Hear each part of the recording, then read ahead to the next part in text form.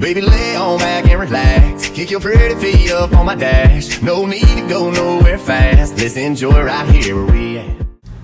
So the supplies I used for this project were 3 pieces of Crafter's Pine from Lowe's, and they cost about $3 a piece. And you can get whatever length you need depending on what space you have to work with. I knew the wall I was going to put it on was kind of big, so I got kind of bigger ones. And then I got, I think it was a 1x2 that we used I cut it in half, and then we screwed it on the back to keep the boards together. And that's also what we used to hang the thing on the wall. So here I'm just applying 2 coats of white paint.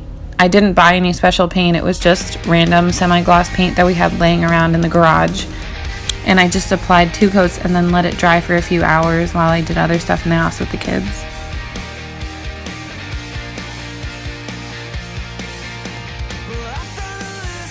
Side note, am I the only person on the planet that finds it funny when stuff is in fast motion? Look at that. I'm so lame.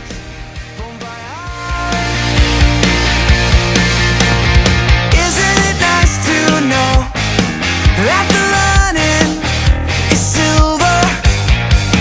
Isn't it nice to know that we're golden? So this is the antique finish that I put on it, and I absolutely would not have used this unless I just had it in the house. I wouldn't go out and buy it. It wasn't anything crazy awesome. I just happened to have it from a previous project that I had, so I did apply it.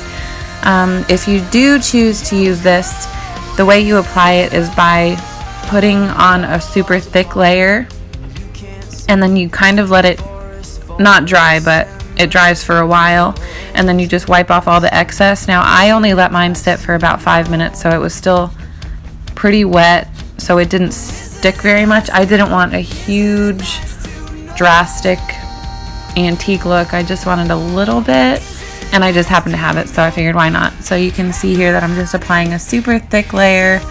It looks like I'm ruining it, but anyway, and then in a second you'll see when I just wipe it off, and it just gave it like it honestly just made it look like a little bit dirty, but in a good way.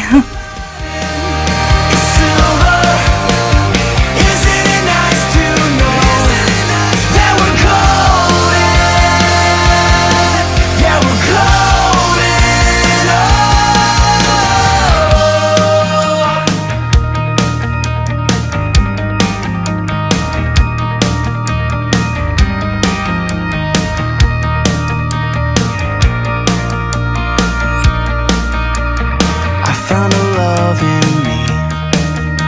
I always somehow knew that it existed. It just needed to be set free.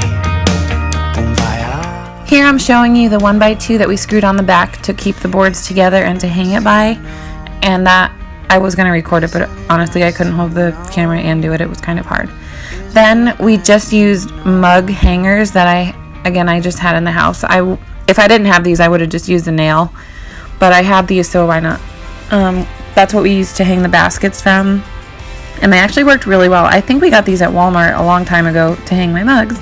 And I think the whole package was like maybe $1, but we already had them, so whatever. In the tallest trees, to the human life of you and me, from the desert sand.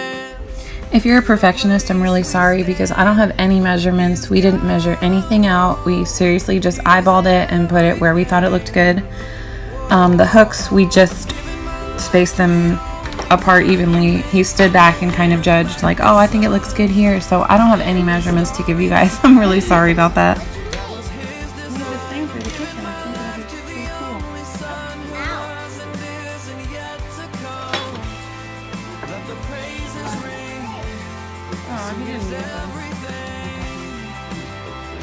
Oh, okay.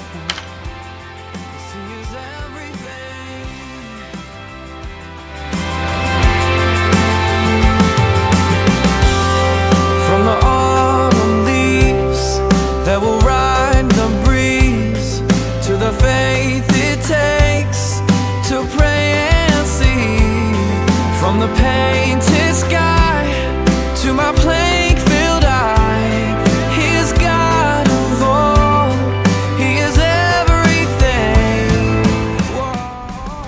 if you notice here, I'm totally laughing at myself because I feel so silly being on camera. I just think it's like a weird feeling.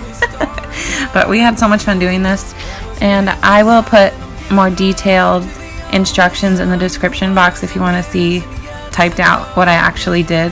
But I think it turned out really cute, and I hope you enjoyed. I forgot to mention that I got those baskets at Dollar Tree, so they were only $1 a piece, so woohoo!